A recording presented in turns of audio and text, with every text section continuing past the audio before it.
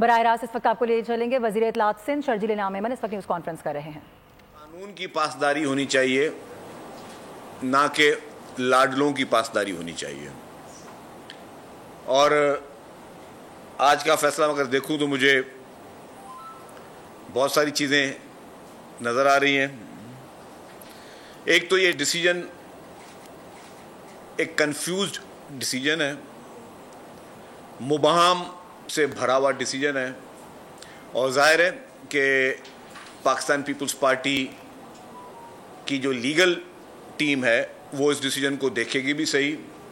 Legal experts Pakistan Peoples Party کے وہ اس فیصلے کو دیکھنے اور اس کو ویٹ کرنے کے بعد پیپلز پارٹی کی لیڈرشپ کو اس کے بارے میں آگاہی بھی دیں گے۔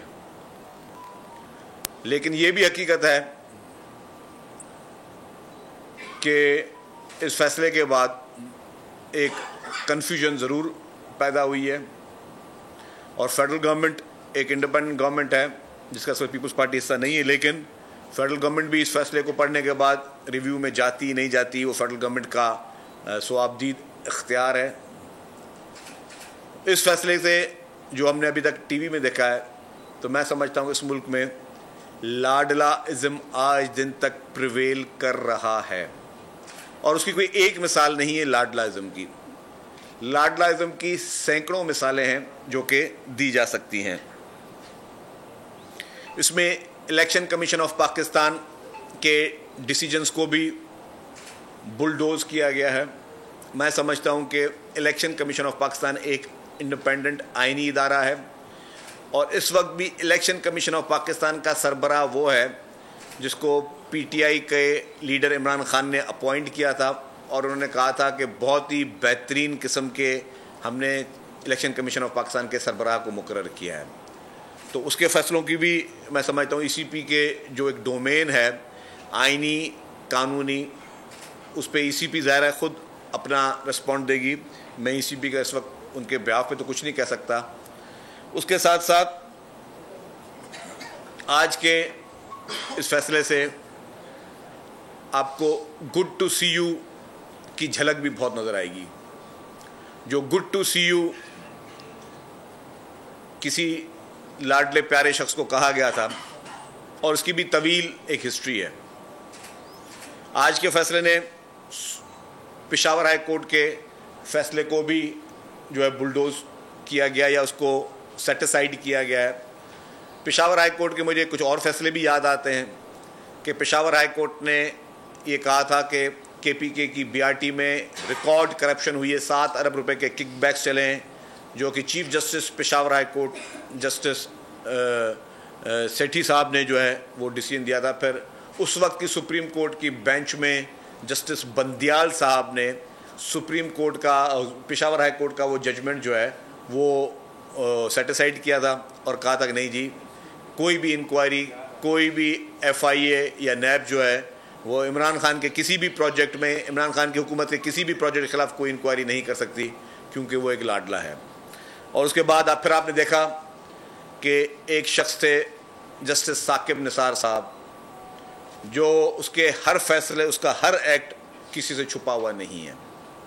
جس طریقے سے جسٹس ثاقب نثار صاحب نے عمران خان کی اور پی ٹی آئی کی پشت پناہی کی، اس کا سہولت کار بنا، اس کی بھی مثال تاریخ میں نہیں ملتی کہ ایک طرف پورے پاکستان میں گھر بلڈوز ہو رہے تھے، انکروچمنٹ ڈرائیو چل رہی تھی، اور اس کے گھر کو ریگولرائز کیا گیا کیونکہ یہ لاڈلا تھا۔ اسی طریقے سے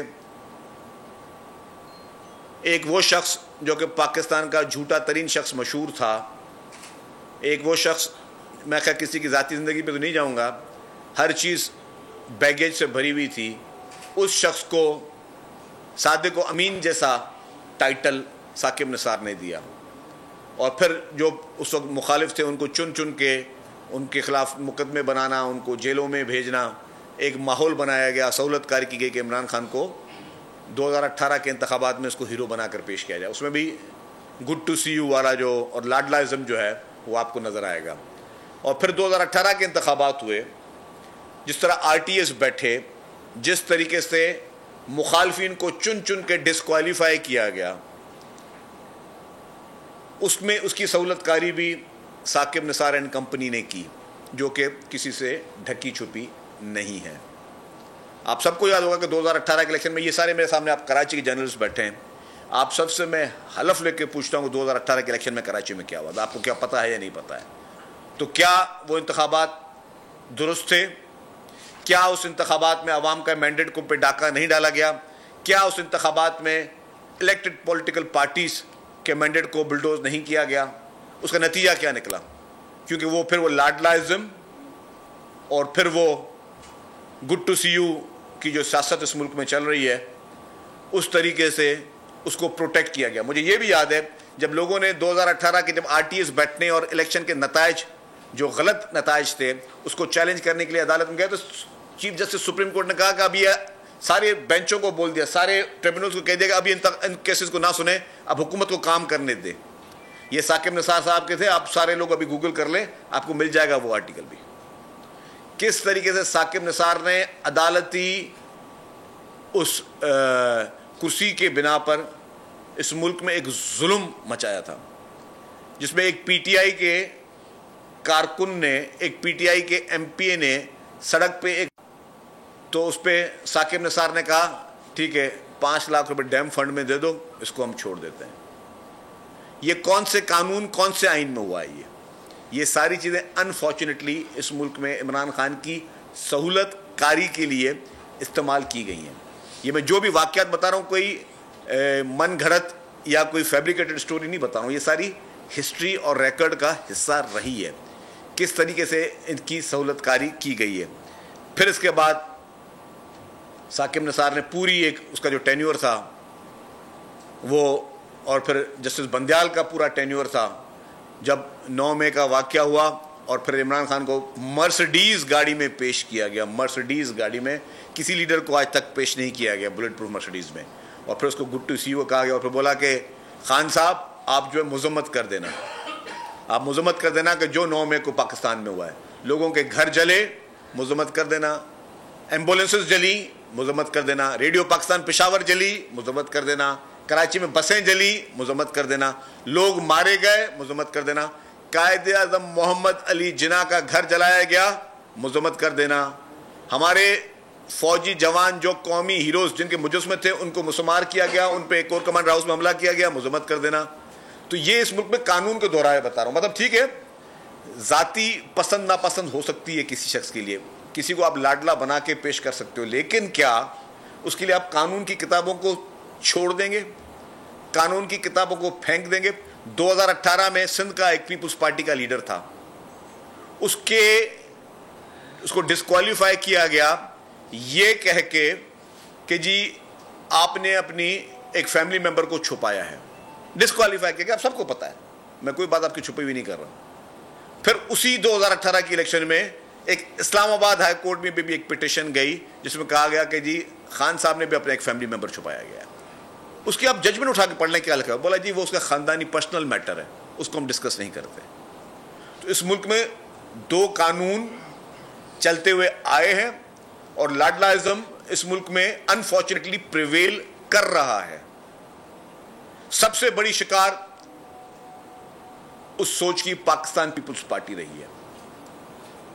اس ملک میں جس نے جمہوریت کا قیام کیا، اس ملک میں جس نے آئین پاکستان کا قیام کیا، اس ملک میں جس نے آئین دیا، اس ملک میں جس نے ایٹمی طاقت دی، اس شخص کا عدالتی قتل ہوا۔ کیا ہوا؟ آج آپ نے اتنے عرصے کے بعد، صدیوں کے بعد، ڈیکیڈز کے بعد آپ نے جو ہے وہ فیصلہ دیا کہ جی شہید ذوالفقار علی بھٹو کا صحیح ٹرائل نہیں ہوا، ان کو صحیح کا موقع نہیں دیا گیا، ان کے ساتھ زیادتی کی گئی۔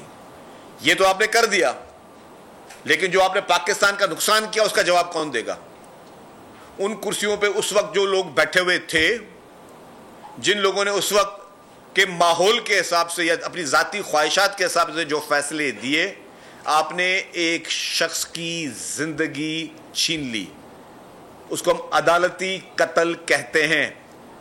That was the judicial murder, اور اس کی کاسٹ آج دن تک پاکستان پے کر رہا ہے، پورا ملک پے کر رہا ہے اس جوڈیشل مرڈر کی۔ آپ نے، اور یہ انصاف بھی چلیں یہ بھی ان کی مہربانی کہ یہ فیصلہ آیا، لیکن جس ٹائم کے بعد آپ نے دیا تو آپ نے پورے پاکستان کی ترقی کا قتل کیا. شہید محترمہ بے نظیر بھٹو صاحبہ، 2 دفعہ ان کی حکومتیں غیر آئینی، غیر قانونی طریقے سے ڈیزالو کی گئیں. شہید محترمہ بے نظیر بھٹو صاحبہ جب عدالت جاتی ہیں، سپریم کورٹ جاتی ہیں کہ جی میری حکومتوں کو غلط طریقے سے غیر آئینی طور پہ نکالا گیا ہے، ان کو انصاف نہیں ملتا. آپ نے کیا کیا؟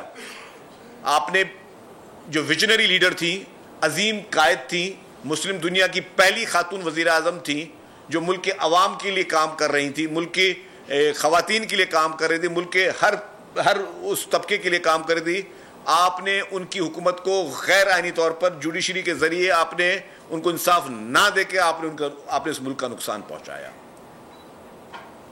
پھر ہمارے قائد محترم آصف علی زرداری صاحب 12 سال تک بغیر کنوکشن کے as a under trial prisoner وہ جیل میں ان کو قید و بند کی صحبتیں برداشت کرنا پڑی. کیوں ان کو بیلیں نہیں مل رہی تھی؟ کیوں ان کو انصاف نہیں مل رہا تھا؟ کیوں ان کے ساتھ یہ زیادتی ہو رہی تھی؟ یہ وہ شخص تھا جس نے اس ملک کو 18ویں آئینی ترمیم دی، جس نے صوبوں کو خود مختاری دی، جس نے اسی سرحد صوبے کا نام KPK کر کے رکھا کہ جی وہاں پہ احساس محرومی ختم ہو، جس نے اس ملک کی خواتین کو حق دیے، جس نے اس ملک میں CPEC دیا. اس کے ساتھ آپ نے کیا اشر کیا؟ اور پھر وہی بات کہ یا کوئی ایک ایسی سوچ ہے اس ملک میں جو اس ملک کے نظام کو بننے نہیں دیتی، یا تو ان قانون کی کتابوں کو جو کہ اگر ذاتی پسند یا ناپسند کی بنا پر چلنا ہے تو اس کا بھی ایک تعین کیا جائے. آپ نے جو قومی لیڈران تھے، جس میں میں نے کہا شہید ذوالفقار علی بھٹو، شہید محترمہ بے نظیر بھٹو صاحبہ اور محترم آصف علی زرداری صاحب، ان کے ساتھ جو پیپلز پارٹی کے ساتھ جاتی کی اس کا حساب کون دے گا اس ملک میں؟ آپ یہ نہیں کہ آپ 25-30 سال کے بعد بولو ٹھیک ہے ہم سے غلطی ہو گئی تھی، لیکن غلطی تو آپ نے کر لی، نقصان تو ہمارا کہتے. کیا آج آپ شہید ذوالفقار علی بھٹو کو واپس پیدا کر سکتے ہیں؟ کیا جن جج حضرات نے وہ فیصلہ دیا تھا، کیا آج ان کے ساتھ قانونی طور پر، سرکاری طور پر ان کو سزائیں مل سکتی ہیں؟ نہیں مل سکتی. آپ نے نقصان کرنا تو نقصان کر دیا. اور آپ آج جس پولیٹیکل پارٹی کو، جو ایک میں قانونی کی بات کروں کہ اس پورے ہر قانون کے فیصلے میں جب آپ عدالتوں میں جاتے ہیں نا تو آپ کی ایک پریئر ہوتی ہے. آپ ایک جب پٹیشن ڈالتے ہیں، پٹیشن لکھتے ہیں جی کہ میں یہ پٹیشن داخل کر رہا ہوں اور اس پٹیشن میں مجھے یہ انصاف چاہیے. یہ نہیں کہ جی سنی اتحاد کونسل کی پٹیشن ہے کہ اس کو سیٹیں چاہیے تو بولیں سنی اتحاد کونسل کو تو نہیں مل سکتی، لیکن چلو PTI کو دے دو سیٹیں. PTI پارٹی ہی نہیں ہے، وہ پٹیشنر ہی نہیں ہے، وہ پریئر میں ہے ہی نہیں، وہ انصاف مانگا ہی نہیں گیا. مطلب کیا ہم میسج دے رہے ہیں؟ کل کو پھر سب کو بحال کر دیں آپ. ہم تو کسی بھی پارٹی کی بے پابندی کے پیپلز پارٹی حق میں نہیں تھی، لیکن اگر یہی روایتیں تو پھر آپ کے کتنے آپ نے ہر پارٹی کے ایکٹ کو دیکھا ہی نہ جائے. کیا پاکستان کے قانون میں کاش اگر اسی طریقے کے فیصلے ہونے تھے تو یہ بھی فیصلے ہوتے کہ الیکشن کمیشن آف پاکستان نے ایک ڈیسیجن دیا فورن فنڈنگ کیس میں، اور وہ فورن فنڈنگ کیس میں پھر حلفیہ کہہ سکتا ہوں کہ عمران خان غلط تھا، جھوٹا تھا، اور اس فورن فنڈنگ کیسز میں انہوں نے باہر سے فورن فنڈنگ ان کو ہوئی، ان کو بھارت سے فنڈنگ ہوئی، ان کو اسرائیل سے فنڈنگ ہوئی جس کے اکاؤنٹ نمبر دیے گئے. اور پھر معروف صحافی شہید ارشد شریف نے اپنے پروگرام میں کہا ہے، وہ پروگرام اویلیبل ہے، 100 دفعہ آپ جا کے دیکھ لیں، جس میں انہوں نے کہا کہ ہاں جی ان کو بھارت سے اندر 2 سال اور باقی اسرائیل سے ان لوگوں کو یہاں پہ فنڈنگ ہوئی ہے. کیا پاکستان کے قانون میں اس کی اجازت ہے فنڈنگ کی؟ نہیں ہے. اگر نہیں ہے تو پھر کس طرح وہ پریویل کر رہا تھا، وہ پارٹی کس طرح پریویل کر رہی تھی؟ میں پھر کہتا ہوں کہ ہم کسی بھی پارٹی کے بین کرنے کے فیور میں نہیں ہیں، لیکن آئین اور قانون کو اب کہاں چھوڑ دیں؟ صرف خواہشات کے حساب سے چھوڑ دیں یا آئین اور قانون کی کتابیں بند کر دیں؟ اس کے اوپر جتنے مقدمات ہیں میرٹ پہ فیصلے ہونے چاہیے. ہم کسی کے فیصلے پہ اثر انداز ہونا نہیں دینا چاہتے. ہم یہ بھی اسی کے فیور میں نہیں کہ کوئی شخص جیل میں ہو یا جیل میں نہ ہو، لیکن اگر آئین اور قانون کو کہ پٹیشن 1 مانگی گئی ہے प्रेयर एक है और ये फैसला किसी और के हक में आ गया, या कानून को जिस तरीके से कानून की मैं समझता हूं, जो कि एक आइन और पाकिस्तान में कानून बना हुआ है, उस कानून को या तो सबने फॉलो करना है, और खुदा ना खास्ता अगर कोई ऐसी चीज़ हो तो फिर शायद कोई भी ना करे, अल्लाह ना करे वो दिन कभी पाकिस्तान में आए कि हर कोई बोले यार ठीक है अब जिसकी लाठी उसकी भैंस, फिर कौन सा कानून, कौन सा आइन, कौन सी सारी चीज़ें। तो मैं समझता हूँ कि जिस तरीके से इस लाडले को आज दिन तक लाडला बना के रखा हुआ है, जेल में भी उसको जिस तरीके की सहूलतें मिल रही हैं, और उसकी गैर मौजूदगी में वो शख्स उसने जो आपके मुल्क में झूठे नैरेटिव पैदा किए। इत्तला से शर्जील नाम मेमन न्यूज़ कॉन्फ्रेंस कर रहे हैं। सब्सक्राइब करें और बेल दबाएं ताकि कोई खबर रह न जाए।